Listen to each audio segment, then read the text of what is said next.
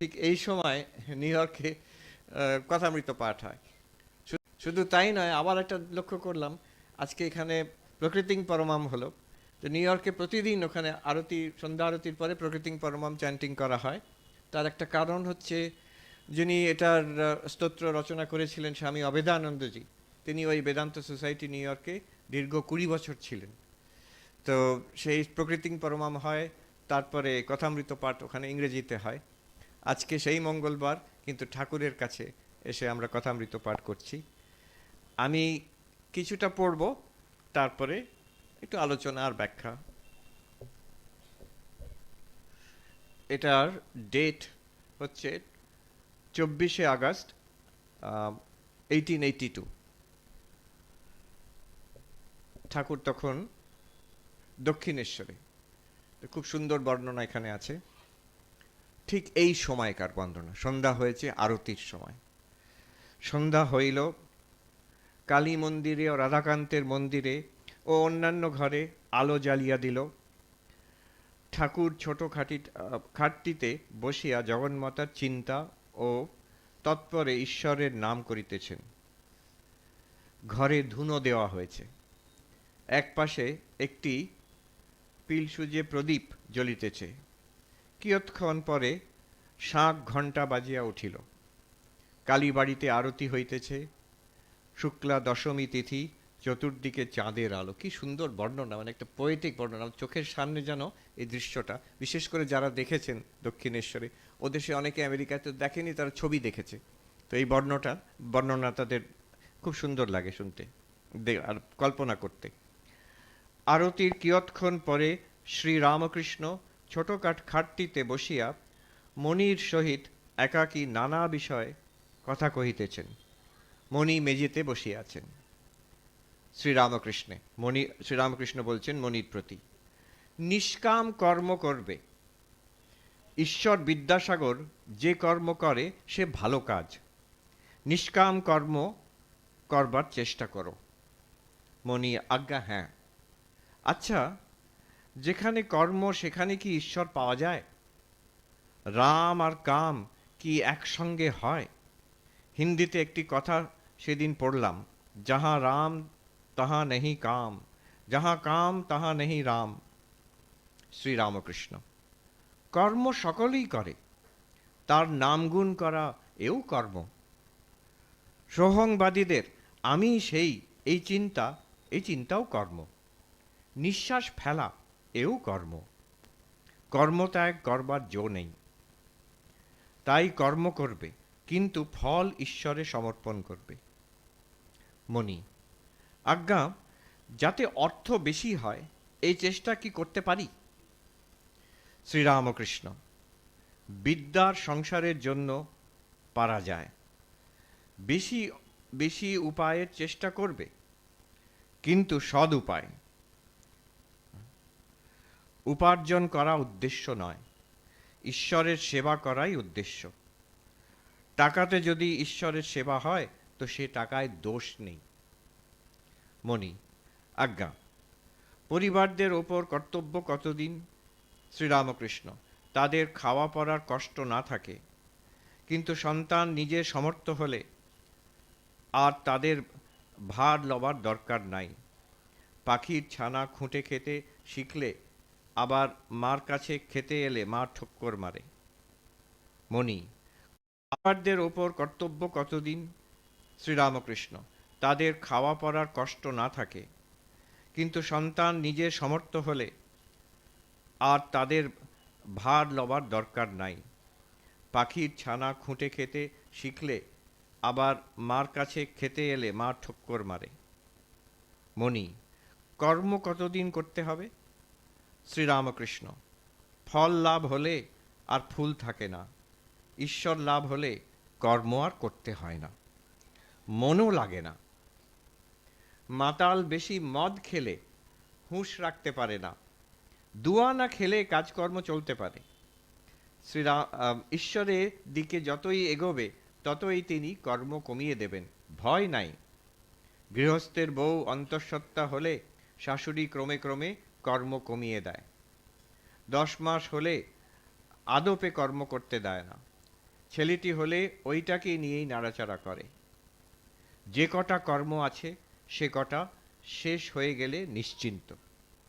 গৃহিণী বাড়ির রাঁধা বাড়া আর আর আর কাজকর্ম সেরে যখন নাইতে গেল তখন আর ফেরে না, তখন ডাকাডাকি করলেও আর আসবে না। মণি, আজ্ঞা, ঈশ্বর লাভের মানে কি? আর ঈশ্বর দর্শন কাকে বলে? আর কেমন করে হয়? শ্রীরামকৃষ্ণ, বৈষ্ণবরা বলে যে ঈশ্বরের পথে যারা যাচ্ছে আর যারা তাকে লাভ করেছে তাদের থাক থাক আছে, প্রবর্তক, সাধক, সিদ্ধ, আবার সিদ্ধের সিদ্ধ।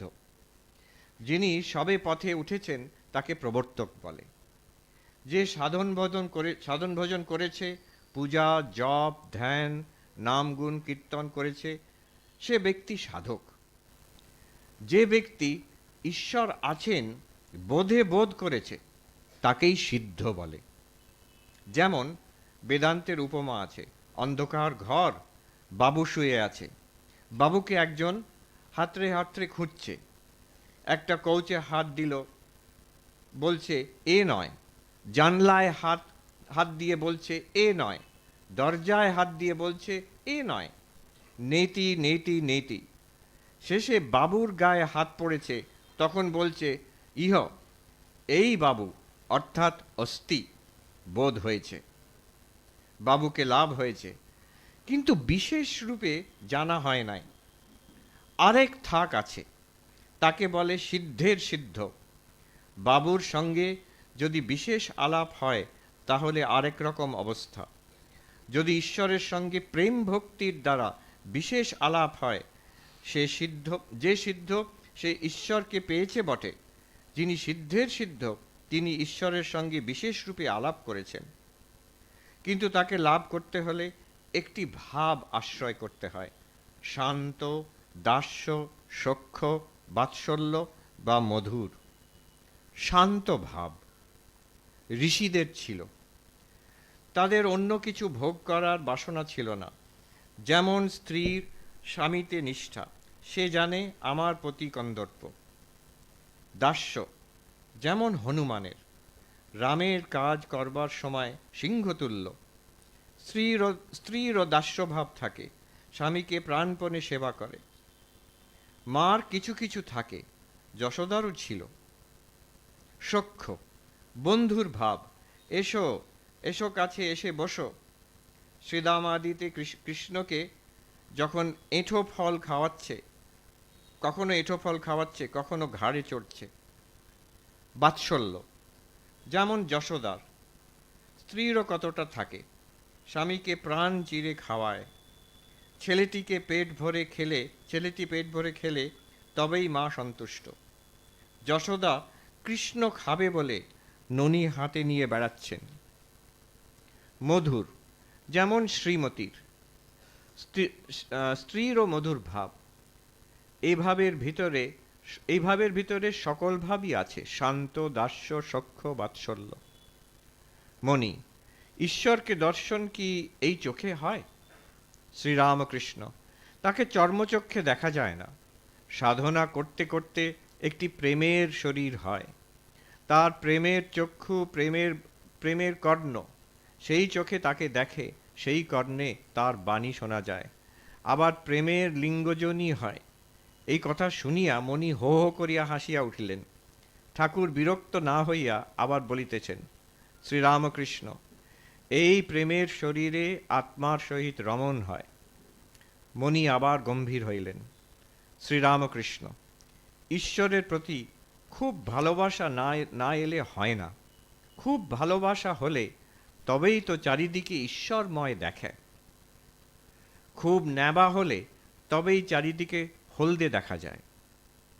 তখন আবার তিনি আমি এইটি বোধ হয়। মাতালের নেশা বেশি হলে আমি কালী। গোপীরা প্রেমোন্মত্ত হয়ে বলতে লাগলো আমি কৃষ্ণ। তাকে রাত দিন চিন্তা করলে তাকে চারিদিকে দেখা যায়। যেমন প্রদীপের শিখার দিকে যদি এক দৃষ্টে চেয়ে থাকো, তবে খানিকক্ষণ পরে চারিদিক শিখাময় দেখা যায়। That's enough to be going on with. অনেক কথা বললেন ঠাকুর এখানে, অনেক গভীর তত্ত্ব আলোচনা হয়েছে। ঠাকুর বলছেন কাজ, কর্ম সবাইকে করতে হয়। সে গৃহস্থই করছে, যে স্কুল কলেজে পড়ছে সেও করছে, যে চাকরি করছে সেই করছে, বাড়িতে কাজ করছে, আশ্রমেও আমরা সবাই কাজ করছি। ঠাকুর এখানে কর্মের রহস্য ধরিয়ে দিচ্ছেন মণিকে। ঠাকুর বলছেন নিষ্কাম কর্ম করবে। তারপর বলছেন ঈশ্বর বিদ্যাসাগর যেসব কাজ করে সেগুলো ভালো, নিষ্কাম কর্ম করার চেষ্টা করবে।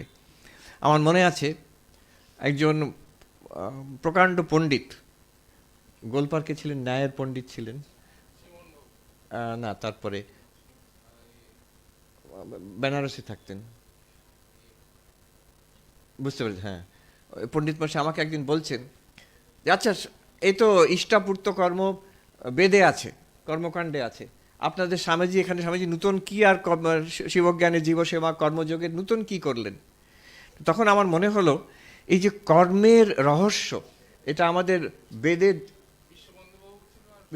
আর হ্যাঁ আরেকজন ছিলেন বেনারসে থাকতেন, প্রফেসর ছিলেন, হ্যাঁ হ্যাঁ। তো তিনি আমাকে বলছেন তো এই কর্মের রহস্য কি।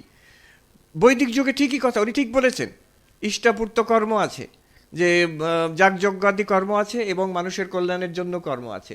যেমন কেউ কুঁয়ো খুঁড়ে দিল, আমাদের এখানে আজকে পড়ছিলাম লাহাবাবু বিদ্যালয় করেছেন, মানুষের জন্য জলপানের জন্য কুঁয়োর ব্যবস্থা করেছেন, এটাকে ইষ্টাপূর্ত কর্ম বলা হতো। তারপরে এক ধাপ এই কর্মের রহস্য আরও গভীর হলো যখন গীতার যুগে শ্রীকৃষ্ণ এসে বলছেন, কর্মযোগের কথা বললেন, যে শুধু যাগযজ্ঞ আদি কর্ম নয়, শুধু মানুষের কল্যাণের জন্য দু একটা করে দিলাম, চ্যারিটেবল অ্যাকশন। চ্যারিটেবল অ্যাকশন আমার মনে আছে ছোটোবেলায় ঠাকুরদা ঠাকুমা আমাদের ওই তখন 10 পয়সা করে নাতি নাতনিদের দিতেন, ভিখিরেরা সামনে আসতো ভিখি দিতে সবাইকে, নাতি নাতনিরা দিয়ে 10 পয়সা তখন সেটাই 10 পয়সা তখন ছিল, দেওয়া হতো। এটা দান করা, এটা চ্যারিটেবল অ্যাকশন। কিন্তু শ্রীকৃষ্ণ তার থেকে এগিয়ে গিয়ে বলছেন আমাদের যে কোনো আমাদের যে কোনো কর্ম, আমাদের বলছেন তোমার যে যুদ্ধ করা কর্ম, ব্যাটলফিল্ড কুরুক্ষেত্র যুদ্ধক্ষেত্রতে, এই কর্ম এটাকেও সাধনা করা যেতে পারে। অফিসের কাজ, বাড়িতে কাজ, স্কুলে কেউ পড়াশোনা করছে, কলেজে পড়াশোনা করছে, যে কোনো কর্মকে সাধনা করা যেতে পারে। এটা কর্মের রহস্যের একটা নতুন রেভলিউশন এনে দিলেন শ্রীকৃষ্ণ। আমাদের দৈনন্দিন কাজ যেটা, সেটা কর্মযোগ, সেটা একটা সাধনা করে দিলেন শ্রীকৃষ্ণ।